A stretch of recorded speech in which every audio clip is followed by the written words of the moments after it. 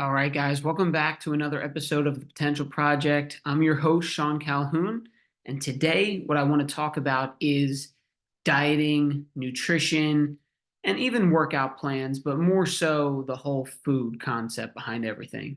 So, the reason for this thought that came up in this discussion is because I just recently watched the documentary on Netflix called You Are What You Eat, and it's where they take identical twins and they test them, their blood, they run them through all these tests, right? See where their visceral fat is, their blood levels. They get all these markers from their health, right? They test them through exercise so that they have a full spectrum of how their brain, their blood, their body is operating.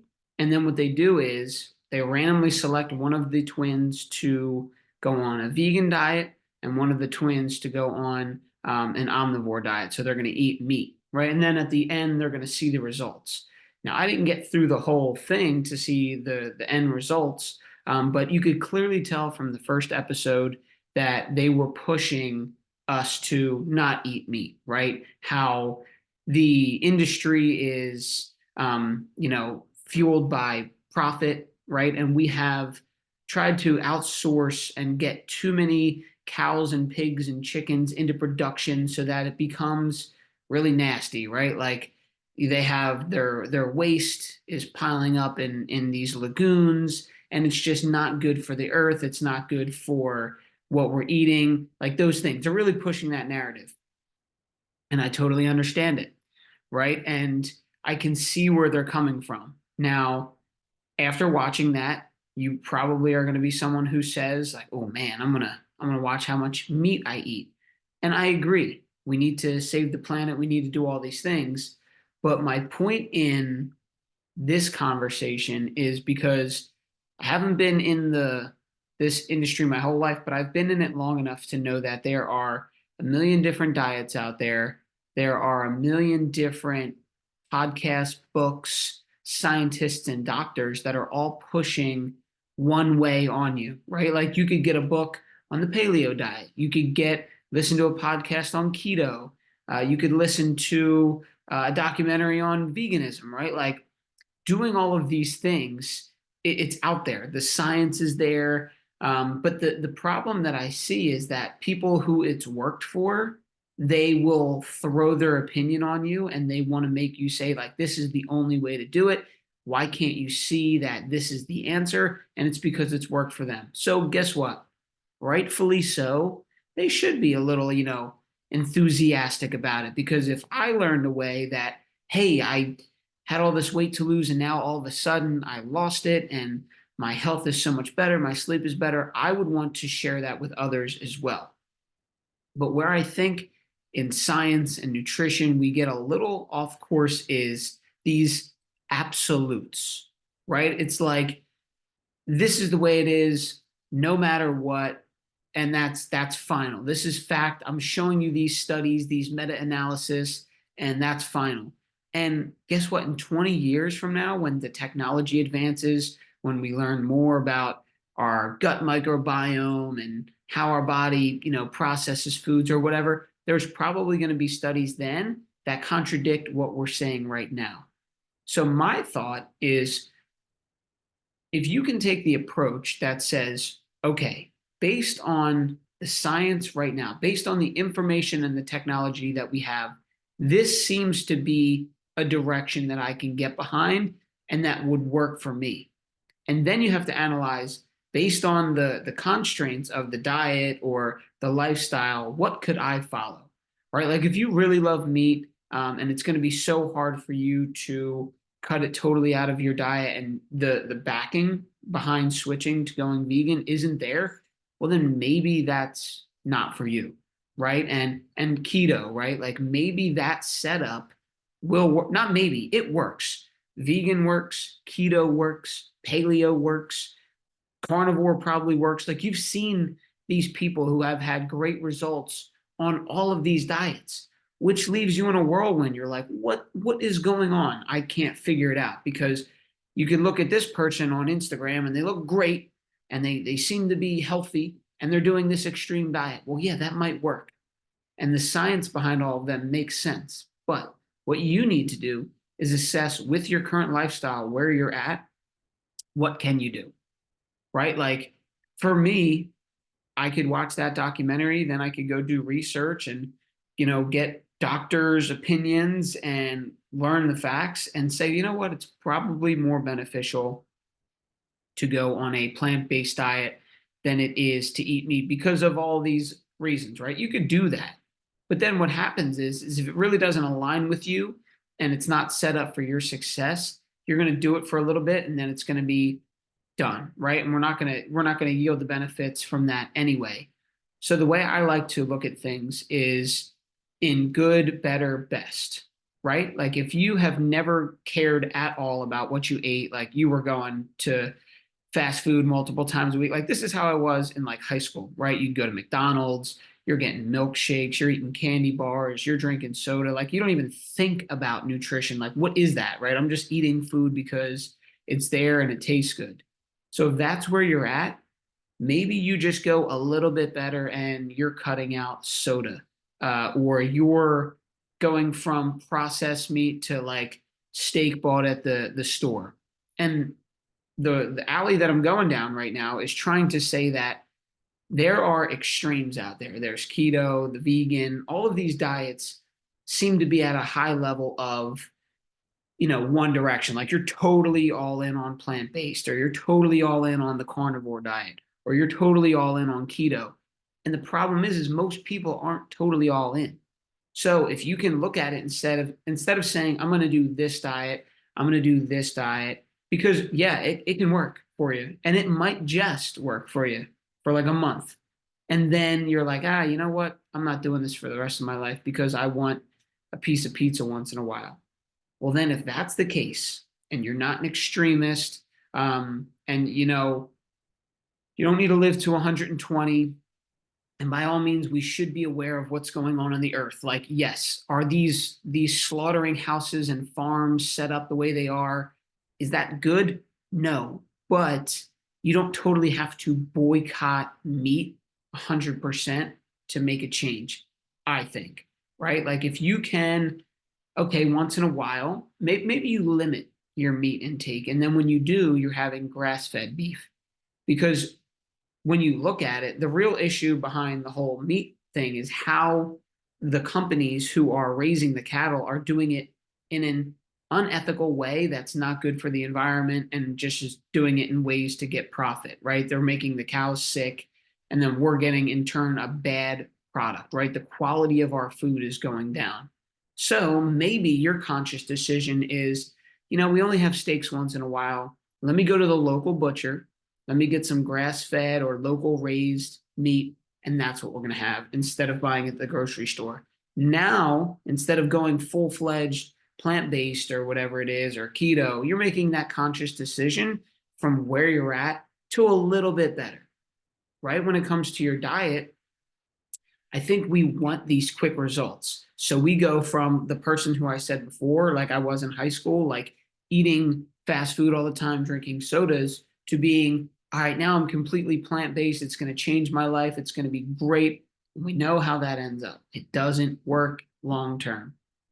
Your goal is to find something that you can embed into your lifestyle and then become that person, right? I talk about becoming the person a lot rather than these specific goals, because you get the outcome by default when your standards and your habits are there. So, for example, you're eating fast food, you're drinking soda, and now you're trying to become that person.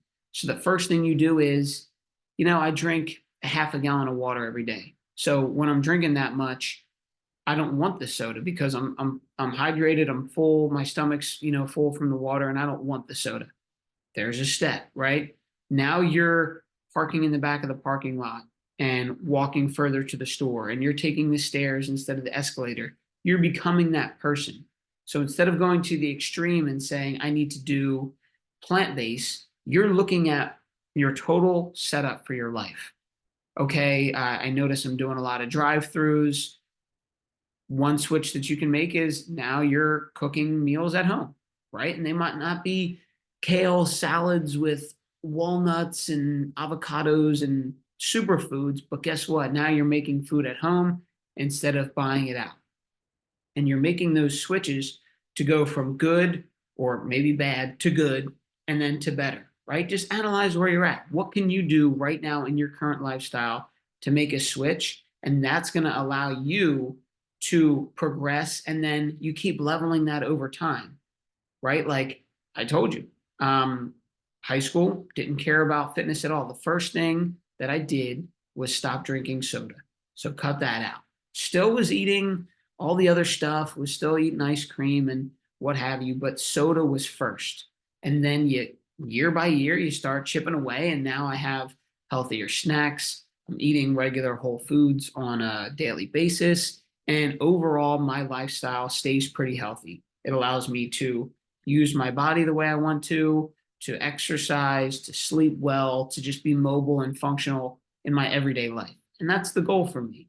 So, whatever the goal is for you, address that. Where are some areas where you can improve without going extreme and make those tweaks, right? So when you're looking at it like I really want to lose weight or I really want whatever your goals are for your health, whether it be, you're at a good weight, but you just want to, not be in so much pain or you want to sleep better. There's ways with your nutrition to fix that because the title of you are what you eat, I mean, it's pretty spot on.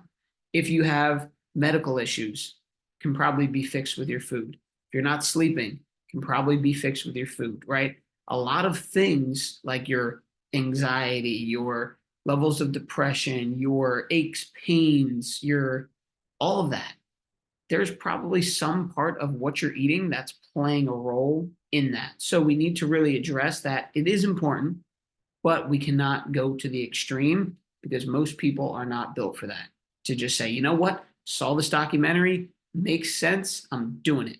And another thing is you have to question things, right? You listen to a podcast, someone comes on and they're like, I'm Dr. So and so. Let me tell you about why eating meat is so important. You could literally go 20 minutes later and listen to a podcast from another Dr. So and so that's going to tell you that eating meat is terrible. So that, I mean, I don't know about you, but that's driven me crazy, right? You're like, okay, I want to help people. I want to guide them in the right direction for showing them what to eat, how to eat it, and why. And you're getting pulled in every direction. Do this, do that. Um, I mean, and then you have the propaganda of marketing, right? Like they showed in the Netflix series back in like the 50s, they had a cigarette commercial for Camel where it was like saying that doctors smoked Camel cigarettes. Like, what kind of cigarettes does your doctor smoke? And now we know obviously cigarettes cause cancer.